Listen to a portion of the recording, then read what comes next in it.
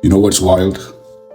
Right now, in the US, there's a campaign painting transgender folks as if they are agents of something demonic.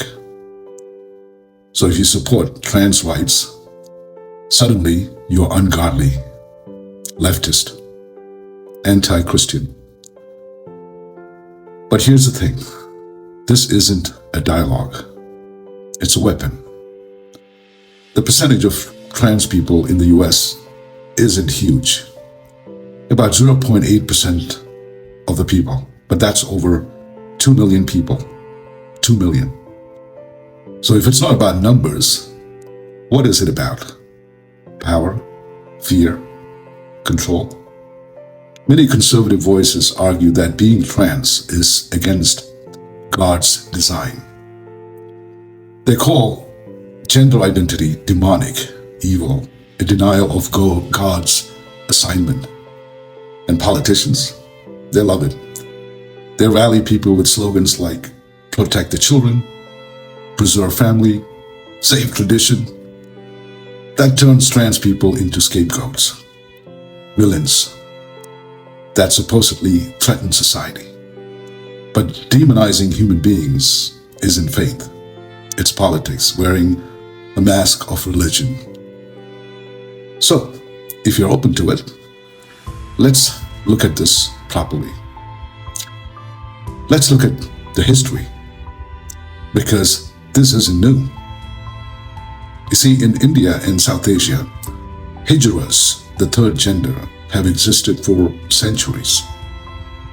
They blessed weddings and births, sang and danced in rituals, carried sacred roles.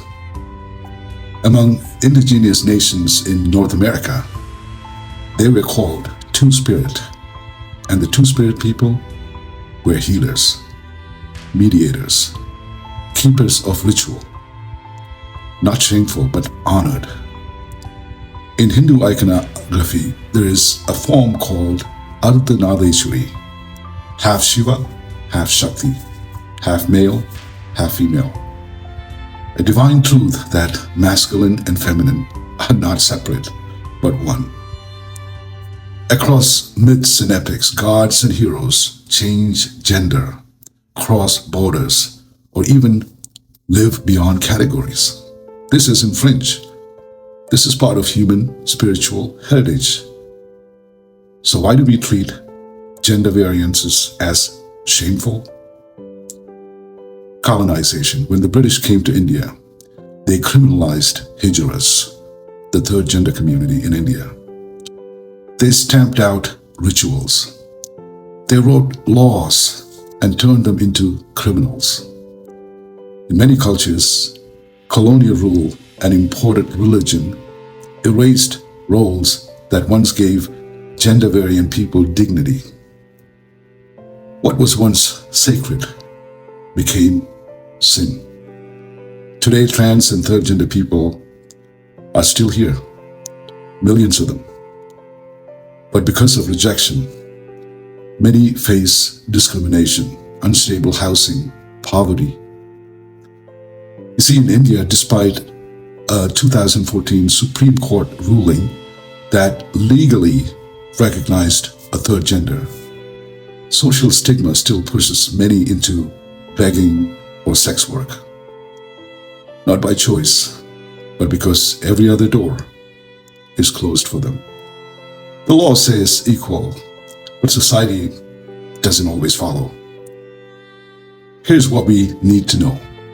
Third gender and transgender people live in liminal space between male and female, between accepted and rejected, between sacred and profane. And that space is spiritually powerful. They embody balance.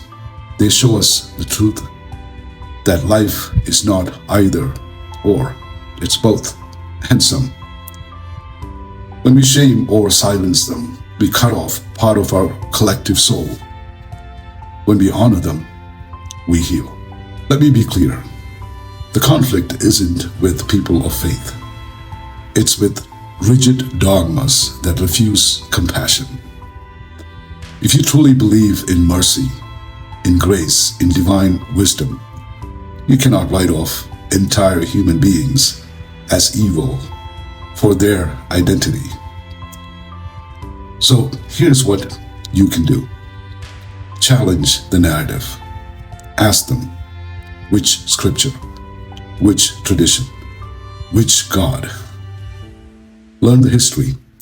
See the myths and rituals that honored gender variance. Don't accept shame as fact. Because the third gender is not a curse. They are people with gifts of vision, of balance, of bridging worlds. And right now, our society needs that gift more than ever. Namaste.